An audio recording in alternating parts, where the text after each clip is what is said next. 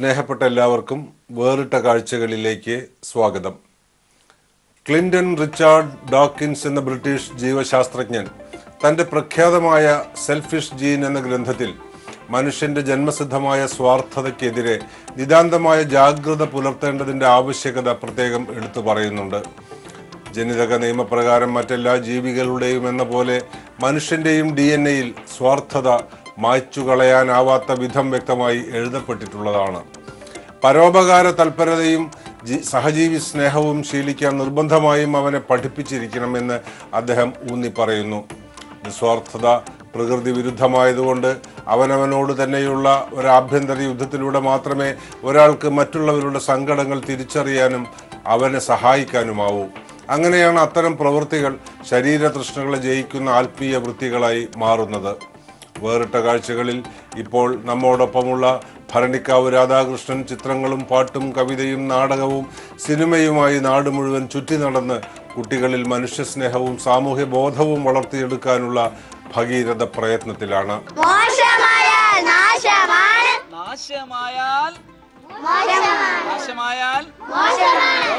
നാശമായ തെറ്റായ ചീത്തയായ എല്ലാ പെരുമാറ്റങ്ങളിൽ നിന്നും എല്ലാ കാഴ്ചകളിൽ നിന്നും എല്ലാ കാര്യങ്ങളിൽ നിന്നും നമ്മൾ മാറി നമ്മൾ പുതിയ കൂട്ടുകാരാവുകയാണ്. കുട്ടികൾക്കാണ് പ്രാധാന്യം കൊടുക്കുന്നത്. നമ്മൾ ഇരിക്കേണ്ട സ്ഥാനത്ത് നാളെ ഇരിക്കേണ്ടവരാണ് കുഞ്ഞുങ്ങൾ. അവർക്ക് ചെയ്യുന്നതാണ് നമ്മുടെ രാജ്യത്തിന് ചെയ്യുന്ന ഏറ്റവും വലിയ കാര്യം. അതുകൊണ്ട് തന്നെ കുട്ടികൾക്ക് വേണ്ടിയിട്ട് അവരുടെ വ്യക്തിത്വ വികസനത്തിന്, സ്വഭാവ രൂപീകരണത്തിന് നമുക്ക് എന്ത് ചെയ്യാൻ സാധിക്കും? അത്തരത്തിലുള്ള പ്രവർത്തനങ്ങളാണ് ചെയ്തുകൊണ്ടിരിക്കുന്നത്. ചെറിയ കുട്ടികൾക്ക് പോലും സ്വന്തം വീട്ടിൽ സുരക്ഷിതത്വമില്ല എന്നൊരു സാമൂഹിക സാഹചര്യമുണ്ട്. പത്രത്തിലൊക്കെ ഇഷ്ടംപോലെ കുട്ടികളുടെ മാനസികമായ പ്രയാസങ്ങൾ അനുഭവിക്കുന്നതിൻ്റെ വാർത്തകൾ വരാറുണ്ട്. പലപ്പോഴും കുട്ടികൾ അവരനുഭവിക്കുന്ന പ്രശ്നങ്ങൾ അധ്യാപകരോട് രക്ഷിതാക്കളോട് തുറന്നു പറയാൻ കഴിയാത്ത ഒരവസ്ഥയിലാണ് ജീവിക്കുന്നത്. അപ്പോൾ അങ്ങനെ ജീവിക്കുമ്പോൾ അവരവരുടെ പ്രശ്നങ്ങൾ അധ്യാപകരോട് അല്ലെ രക്ഷിതാക്കളോട് തുറന്നു പറയാനുള്ള ഒരു മാനസികാവസ്ഥ സൃഷ്ടിക്കുന്ന തരത്തിൽ അവരെ ഒരു മാറ്റിയെടുക്കുക എന്നുള്ളതാണ് പ്രധാനമായും ചെയ്യുക. ആ മാറ്റിയെടുക്കുന്നതിന് വേണ്ടി കളിയും ചിരിയും പാട്ടും മാജിക്കും ഒക്കെ ചേർത്തിട്ടുള്ള ഇൻ്ററാക്ഷൻ പ്രോഗ്രാമുകൾ. ക്ലാസ് എന്ന് പറയാൻ എനിക്ക് സങ്കടമാണ്. കാരണം നമ്മൾ കുട്ടികളോട് അല്പസമയം ചോദിച്ചാൽ കുട്ടികളെല്ലാവരും തുറന്നു പറയും. ക്ലാസ് അവർ വെറുത്തിരിക്കുന്നു. അപ്പോൾ അതുകൊണ്ട് അവരുടെ ഹൃദയത്തിലേക്ക് ഇറങ്ങി ചെല്ലുന്ന തരത്തിലുള്ള ചെറിയ ഇൻ്ററാക്ഷൻ പ്രോഗ്രാംസാണ് നമ്മൾ ചെയ്യുന്നത്. ഞാൻ ചെയ്യരുത് എന്ന് പറഞ്ഞ ഒരു കാര്യം ചെയ്യുന്നത് ശരിയാണോ തെറ്റാണോ? കേട്ടില്ല. ചെയ്യരുത് എന്ന് പറയുന്ന കാര്യം ചെയ്യുന്നത് നല്ല കാര്യമാണോ ചീത്ത കാര്യമാണോ? കേട്ടില്ല. ഞാൻ ചിത്രകല അധ്യാപകനായിട്ട് സ്കൂളിൽ ജോലി ചെയ്യുന്നുണ്ടായിരുന്നു. സ്റ്റേറ്റ് എയ്ഡ്സ് കൺട്രോൾ സൊസൈറ്റി സംസ്ഥാന വിദ്യാഭ്യാസ വകുപ്പുമായി ചേർന്നിട്ട് സ്കൂളുകളിൽ ഒരു പ്രോഗ്രാം ഉണ്ട് അവർക്ക്. ആ പ്രോഗ്രാം എന്ന് പറയുന്നത് കുട്ടികളുടെ ആരോഗ്യ മാനസിക വിദ്യാഭ്യാസ വിഷയങ്ങളുള്ള പുരോഗതിയെ സംബന്ധിച്ച് ഉള്ളൊരു പരിശീലന പരിപാടിയായിരുന്നു. ഈ ക്ലാസ് എടുക്കാൻ തുടങ്ങിയപ്പോൾ കുട്ടികൾ നമ്മളോട് പറയുന്ന കാര്യങ്ങൾ കേട്ടിട്ട് സത്യത്തിൽ അന്ന് തന്നെ ആ ജോലി ഉപേക്ഷിച്ച് ഇനി ഒരിക്കലും ഇത്തരം കാര്യങ്ങൾ കേൾക്കാൻ പോലും പാടില്ല, അത്ര സങ്കടമാണ്.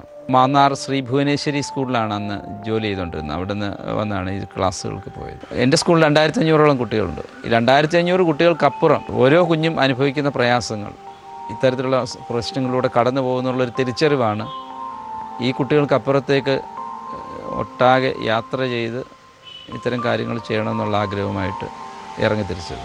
പ്രതിഫലേച്ഛയില്ലാതെയാണ് ഇത് ചെയ്തുകൊണ്ടിരിക്കുന്നത്. വളരെയധികം സൂക്ഷ്മതയോടെ ശ്രദ്ധയോടെ ഇരുന്നെങ്കിൽ മാത്രമേ നമ്മുടെ ജീവിതത്തിൽ നമുക്ക് വിജയം ഉണ്ടാവുകയുള്ളൂ, ഉയർച്ച ഉണ്ടാവുകയുള്ളൂ. ആലപ്പുഴ ജില്ലയിലെ ഭരണിക്കാവ് പഞ്ചായത്തിൽ ജാനകി മഠത്തിൽ ജാനകിയുടെയും മിട്ടിയുടെയും മകൻ രാധാകൃഷ്ണൻ മാന്നാർ ശ്രീ ഭുവനേശ്വരി സ്കൂളിലും പിന്നീട് പന്തളം എമിനൻസ് ചെന്നിത്തല മഹാത്മാ സ്കൂളുകളിലും അധ്യാപകനായിരുന്നു. കുട്ടികൾ അച്ചടക്കത്തിന്റെയും പരമ്പരാഗതമായ നേർവഴികളുടെയും ചട്ടക്കൂടുകൾക്കകത്ത് തികച്ചും അസ്വസ്ഥരായാണ് വളരുന്നത് എന്നറിഞ്ഞപ്പോഴാണ് അദ്ദേഹം സുസ്ഥിരമായ ആ ജോലി ഉപേക്ഷിച്ച് അവരുടെ സർഗശേഷിക്ക് ഊന്നൽ നൽകുന്ന പ്രവർത്തനങ്ങളിലേക്ക് തിരിഞ്ഞത്. കേരള ചിത്രകലാ അക്കാദമിയിൽ കുട്ടികളുടെ കലാഗ്രാമത്തിന്റെ ക്യാമ്പ് ഡയറക്ടർ എന്ന നിലയിൽ അവർ കണ്ണൻ മാഷുമായി പങ്കുവച്ച രഹസ്യങ്ങളിൽ പലതും വേദനാജനകവും ഇരുളടഞ്ഞ ഗാർഹികാവസ്ഥകൾ തുറന്നു കാട്ടുന്നതുമായിരുന്നു. അങ്ങനെയാണ് കുട്ടികൾക്ക് നഷ്ടപ്പെടുന്ന ബാല്യം തിരിച്ചു കൊടുക്കാനുള്ള ബാധ്യത സ്വന്തം പരാധീനതകൾക്കിടയിലും ഈ അധ്യാപകൻ ഏറ്റെടുത്തത്. നമ്മളോട് വളരെ സ്നേഹമാണ് എന്ന് വിചാരിക്കുന്ന ആളുകൾ നമ്മളോട് വന്ന് പല കാര്യങ്ങളും പറയും. അത്തരം കാര്യങ്ങൾ കേട്ട് അനുസരിക്കുന്നതിന് തൊട്ടു മുമ്പ് നമ്മൾ ചിന്തിക്കണം, ഇപ്പോൾ ഇയാൾ എന്നോട് പറഞ്ഞ കാര്യം എനിക്ക് ആവശ്യമുള്ളതാണോ ആവശ്യമില്ലാത്തതാണോ. എല്ലാ വർഷവും അവധിക്കാലത്ത് കുട്ടികളുടെ കലാഗ്രാമം എന്ന പേരിൽ കുട്ടികൾക്ക് വേണ്ടിയിട്ടുള്ള ചില കാര്യങ്ങൾ ചെയ്യുന്നുണ്ട്. കുട്ടികളുടെ നാടകമുണ്ട്. ഓരോ മേഖലയിലും പ്രശസ്തരായ വ്യക്തികൾ കലാഗ്രാമത്തിൽ വരുന്നു. അവരുടെ മേഖലയെ പരിചയപ്പെടുന്നതിനുള്ള അവസരം ഉണ്ടാകുന്നു. ഇപ്പോൾ മോഹൻലാൽ നമ്മുടെ കലാഗ്രാമത്തിൽ കുട്ടികൾ കാണാൻ അവസരം ഉണ്ടായിട്ടുണ്ട്. സുരേഷ് ഗോപി ആയാലും സിനിമാ മേഖലയിൽ സുരേഷ് ഗോപി, അങ്ങനെ ആ ലെവലിലുള്ള ആളുകൾ. രാഷ്ട്രീയ രംഗത്താണ് EMS-ഉം AK ആൻ്റണിയും വയലാർ രവിയും K കരുണാകരനും ഉൾപ്പെടെയുള്ള ആളുകൾ. ഇന്ത്യൻ പ്രസിഡൻ്റായിരുന്ന ശ്രീ KR നാരായണൻ ഉൾപ്പെടെയുള്ള ആളുകൾ. നമ്മളിവരെ കലാഗ്രാമത്തിലേക്ക് കൊണ്ടുവരുമ്പോൾ ഏതെങ്കിലും ഒരു കുട്ടിയുടെ മനസ്സിൽ നാളെ എനിക്കും ഇങ്ങനെ ഒരാളായി തീരണം എന്നൊരു ചിന്തയുണ്ടാവുക. അവർ അവിടെ എത്തിയില്ലെങ്കിലും എന്തായാലും അവരുടെ ജീവിതത്തിന് ഒരു 100 മോട്ടിവേഷൻ ക്ലാസ് കിട്ടുന്നതിനേക്കാൾ വലിയൊരു ഇൻസ്പിറേഷൻ ആയിരിക്കും അബ്ദുൽ കലാം തൊട്ട് മുന്നിൽ വന്ന് സംസാരിക്കുന്നതും KR നാരായണൻ മുന്നിൽ നിന്ന് സംസാരിക്കുന്നതും. കാരണം അവരൊക്കെ തന്നെ അവരുടെ ജീവിതം ഒഴുക്കിനെതിരെ നീന്തിയാണ് അവരെല്ലാവരും ജീവിതത്തിൻ്റെ ഉന്നതിയിലേക്ക് വന്നിട്ടുള്ളത്. അവരുടെ ജീവിതമാണ് നമുക്കുള്ള ഏറ്റവും വലിയ പാഠം. പിന്നെയും വഴി തെറ്റിയല്ലോ. രാത്രിയിൽ ഒറ്റയ്ക്കിറങ്ങുമ്പോൾ കൂട്ടിനാരെങ്കിലും വേണ്ട. ഇച്ചിരി ക്യാഷുള്ളത്. രാത്രിയിൽ ഒറ്റയ്ക്കിറങ്ങുമ്പോൾ കൂട്ടിനാരെങ്കിലും വേണ്ട. രാത്രി ഒറ്റയ്ക്കിറങ്ങുമ്പോൾ കൂട്ടിനാരെങ്കിലും വേണ്ടേ. ക്യാമ്പിൽ നാടക പ്രവർത്തനം ചെയ്യാറുണ്ട്.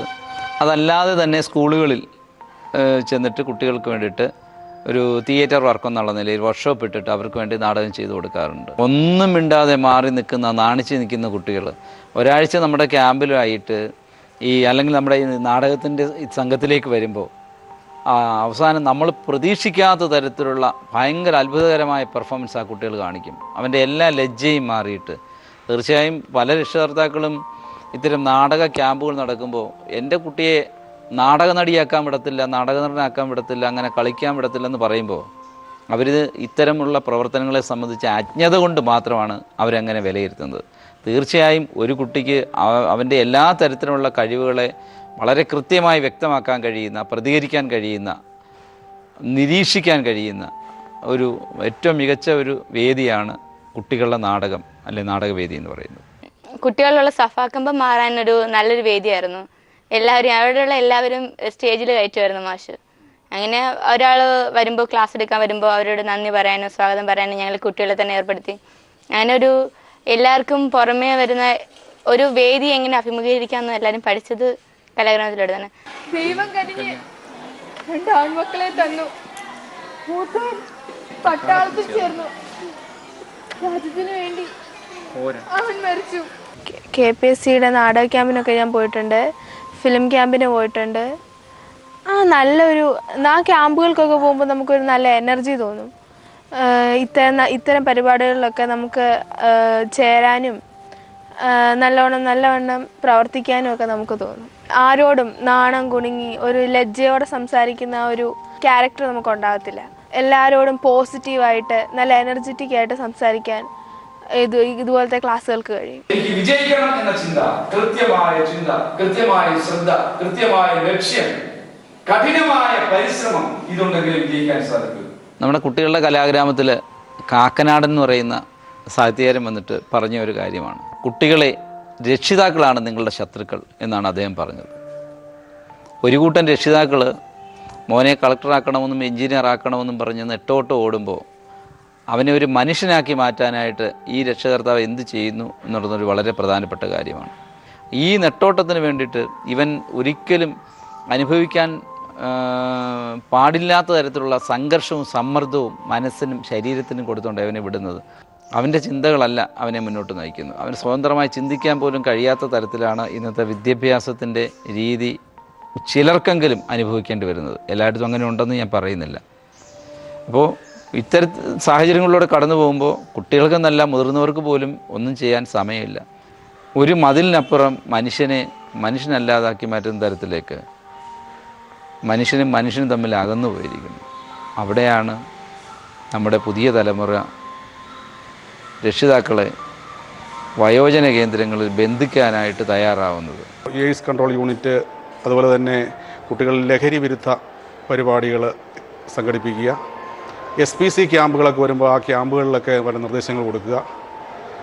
അതല്ലാതെ തന്നെ വ്യക്തിപരമായിട്ട് പ്രോബ്ലം കുട്ടികളൊക്കെ ഉണ്ടെങ്കിൽ അവരെ കണ്ടുപിടിക്കുകയും എൻ്റെ അടുക്ക തന്നെ ഈ ഒരു അടുത്ത ഒരു 5-8 കൊല്ലത്തിനകത്ത് ഒരു 10-70 കേസുകളെങ്കിലും അങ്ങനെയുള്ള കേസുകൾ കൊണ്ടുവരികയും ആരും അറിയാതെ അവർക്ക് വേണ്ട നിർദ്ദേശങ്ങളൊക്കെ കൊടുക്കുവാനും കുറേയൊക്കെ കുട്ടികളെ കറക്റ്റ് ചെയ്യുവാനും രാധാകൃഷ്ണൻ്റെ പ്രവർത്തനങ്ങൾ ഒറ്റപ്പെട്ട ശ്രമം ഉണ്ടായിട്ടുണ്ട്.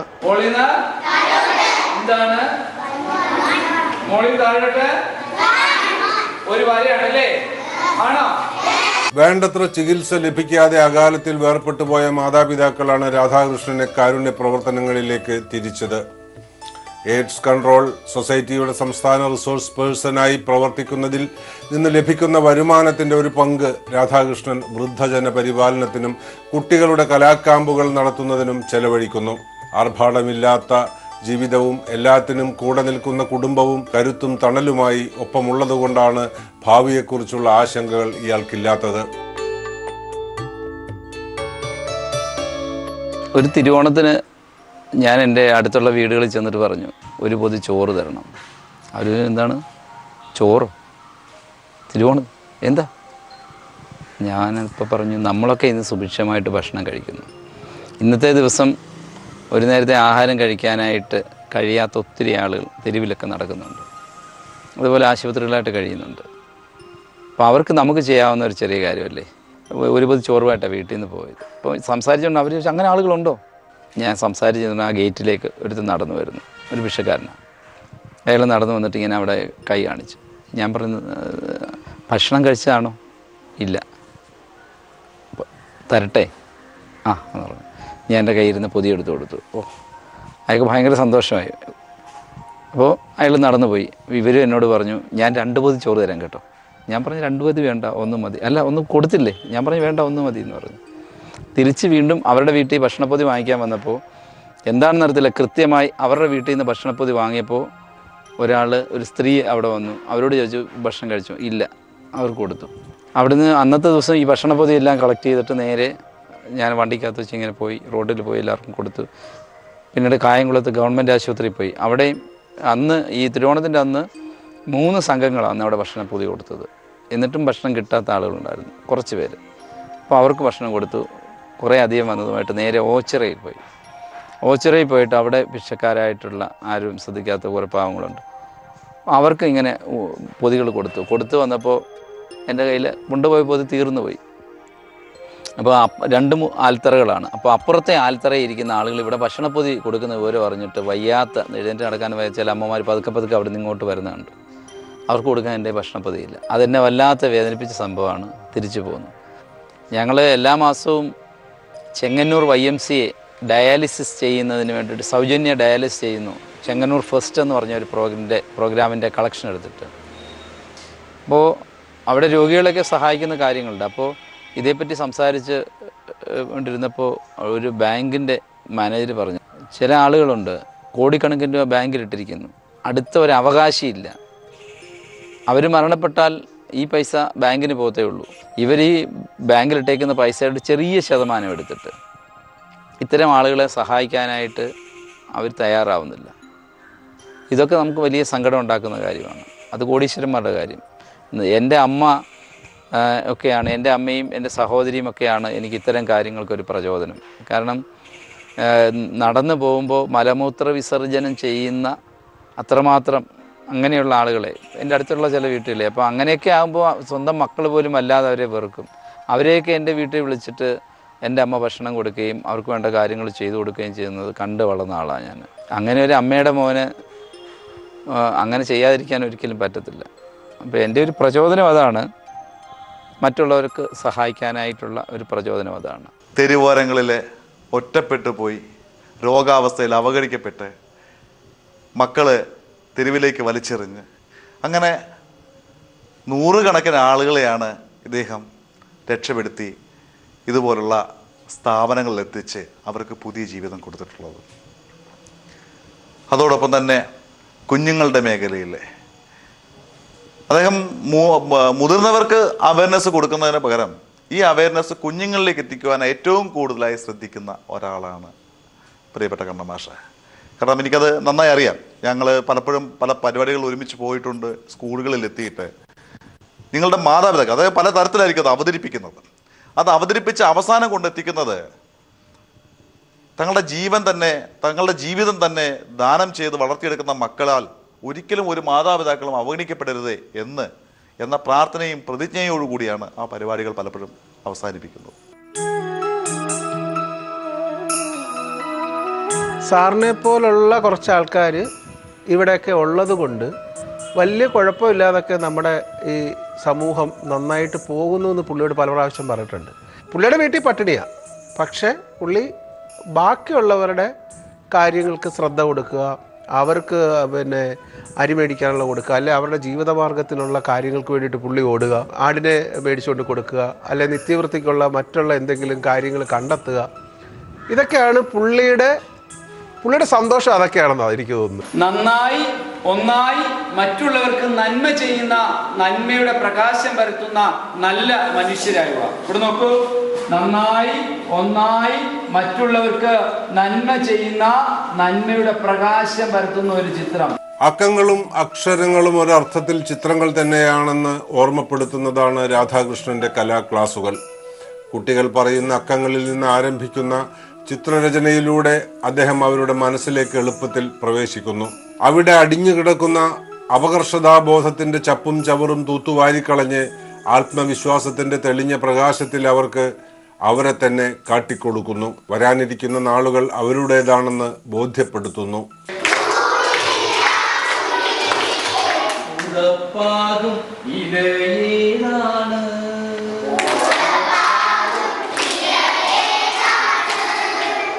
ഞാനൊരു 18-നും 20-നും ഇടയിലുള്ള വർഷമായിട്ടുണ്ടാവും ഇന്ത്യ ഒട്ടാകെ ഇത്തരം കാര്യങ്ങളുമായി യാത്ര ചെയ്യുന്നുണ്ട്. കാസർഗോഡ് മുതലുള്ള ഒട്ടുമിക്ക ജില്ലകളും ചെയ്തിട്ടുണ്ട്. പിന്നെ ചെന്നൈയിൽ, ബാംഗ്ലൂർ, ഹൊസൂർ, ഡൽഹി, അങ്ങനെ കുറേ സ്ഥലങ്ങൾ ചെയ്തിട്ടുണ്ട്. അവിടുത്തെ കേരള സമാജങ്ങളൊക്കെ നമ്മളെ അതിഥിയായി ക്ഷണിക്കാറുണ്ട്. അപ്പം അങ്ങനെ അവിടെ പോയി ചെയ്യും. വെളിയിലാണെങ്കിൽ ഒരു സ്കൂളിൽ ഒരു രാവിലെ മുതൽ ഉച്ച വരെ ഒരു സ്കൂളിലുണ്ടാവും. എല്ലാ കുട്ടികളും, ഓൾ സ്റ്റുഡൻസിനെ വെച്ചിട്ടാണ് ചെയ്യുന്നത്. ചിത്രം പഠിച്ച ആൾ പിൽക്കാലത്ത് പിന്നീട് കുട്ടികൾക്ക് നാടകത്തിൻ്റെ ആദ്യാക്ഷരങ്ങൾ പറഞ്ഞു കൊടുക്കുന്ന, അല്ലെങ്കിൽ ഈ പറഞ്ഞ പെർഫോമിംഗ് ആർട്ടിലൂടെ എങ്ങനെയാണ് കുട്ടികളെ ഈ പറഞ്ഞ വിദ്യാഭ്യാസത്തിൽ തന്നെ പാഠപുസ്തകത്തിനപ്പുറത്തേക്ക് അവരുടെ ചിന്തയും അവരുടെ ആലോചനയും കൊണ്ടുവരാൻ പറ്റുക എന്നുള്ളതൊരു വലിയ ശ്രമമാണ്. എവിടെ ചെന്നാലും എല്ലാവരെയും ചിരിച്ച മുഖത്തോടെ ഓർക്കുന്ന ഒരു മനുഷ്യൻ. ആരോടും അദ്ദേഹത്തിന് വ്യത്യാസമില്ല. ആരെന്ത് ചെയ്യുന്നു എന്നുള്ളത് മാത്രമാണ് അദ്ദേഹത്തിൻ്റെ ഒരു വിഷയം. നന്നായാൽ ഒന്നാവാം, ഒന്നായാൽ നന്നാവാം. നന്നായി പഠിക്കൂ. ഇന്ന് പഠിപ്പിക്കുന്ന കാര്യങ്ങൾ വളരെ നിസ്സാരമായ കാര്യമാണ്. ഇന്ന് പഠിപ്പിക്കുന്ന കാര്യം ഇന്ന് തന്നെ ഞാൻ വീട്ടിൽ പോയി പഠിക്കും. നമ്മൾ തീരുമാനിക്കുകയാണ്. ഇത്രയും കുട്ടികളെ വെച്ചിട്ടുള്ള ഈ കൂട്ടായ്മയിലൊക്കെ വേണമെങ്കിൽ, കലാഗ്രാമത്തിൽ നിന്നൊക്കെ വേണമെങ്കിൽ പൈസ സൃഷ്ടിക്കാൻ ഉള്ള മാജിക്കുകളൊക്കെ ഉണ്ടല്ലോ അവിടെ. കാരണം ഫീസൊക്കെ വാങ്ങിച്ചുകൊണ്ടൊക്കെ ആയിരിക്കും ചെയ്യും. പക്ഷേ ഇതൊന്നും വീട്ടിൽ കാണാനില്ല. ഞാൻ പോയി കണ്ടു. വളരെ വളരെ പരിതാപകരമാണ് വീടിൻ്റെ സ്ഥിതി. സാമ്പത്തികമായിട്ട് ഒത്തിരിയും പിന്നോക്കമായിട്ട് നിൽക്കുന്ന അദ്ദേഹം. പിന്നെ ഞാൻ അറിയാൻ സാധിച്ചത്, ഈ പൈസ ഉണ്ടാക്കുന്നുണ്ട്. ഈ പൈസ എല്ലാം വീടിന് വേണ്ടിയല്ല, കുടുംബത്തിന് വേണ്ടിയല്ല ചിലവാക്കുന്നത്. അത് മറ്റുള്ള അർഹതപ്പെട്ട പാവപ്പെട്ടവർക്കും അല്ലെങ്കിൽ റോഡിൽ അരികിൽ കിടന്ന് കഷ്ടത അനുഭവിക്കുന്നവർക്കൊക്കെ വേണ്ടി അദ്ദേഹം കൊടുക്കുകയാണെന്ന് എനിക്കറിയാൻ സാധിച്ചു. ഏതായാലും അദ്ദേഹത്തിൽ ഞാനൊരു യഥാർത്ഥ പൊതുജന പ്രവർത്തകനെ അല്ലെ ജനപ്രതിനിധിയെ കാണാൻ സാധിക്കുന്നുണ്ട്.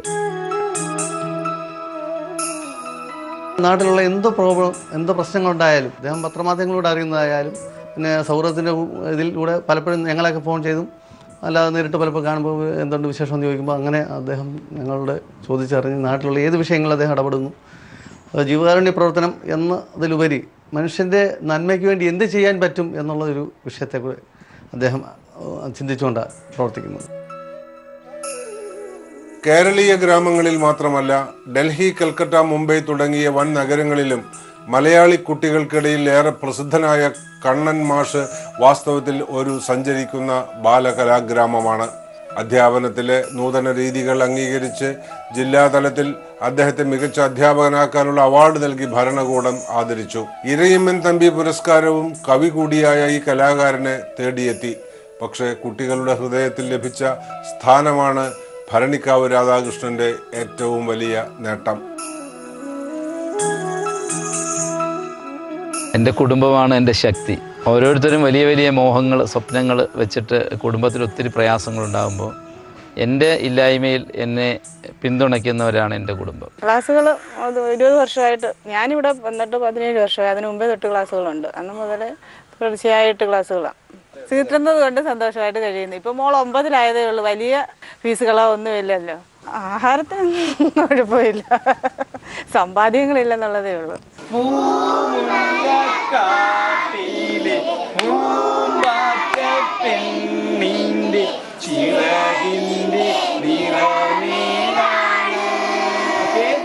പ്രോഫിറ്റിന് വേണ്ടിയിട്ടാണ് എല്ലാവരും ജോലി ചെയ്യുന്നത്. 5 രൂപ കിട്ടിയാൽ അത് 15 രൂപ ആക്കണമെന്ന് ആഗ്രഹത്തോടുകൂടിയാണ് എല്ലാവരും ജോലി ചെയ്യുന്നത്. ഞാൻ അത്യാവശ്യം എൻ്റെ ജീവിതം കഴിയണം എന്ന് മാത്രമേ ഉള്ളൂ. നമുക്ക് ദൈവം ഇവിടെ ജീവിക്കാനായിട്ട് കുറച്ച് ദിവസം അവസരം തന്നു.